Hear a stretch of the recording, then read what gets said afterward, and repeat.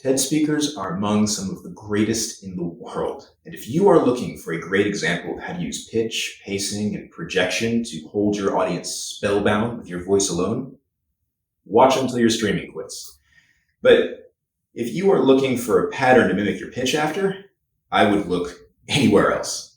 That's because people who are doing a TED Talk are public speaking. No TED presenter has ever had to deal with somebody from the audience asking them if they could go back 2 slides or arguing with a point of data that they put up on the screen. It's not a conversation, it's streamed infotainment.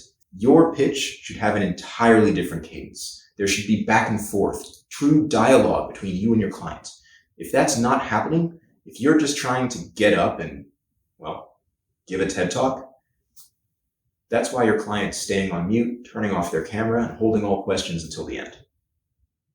So, ideas worth spreading? Absolutely. But a template to base your pitch off of? Wouldn't recommend it. Thank you for listening to my TED Talk.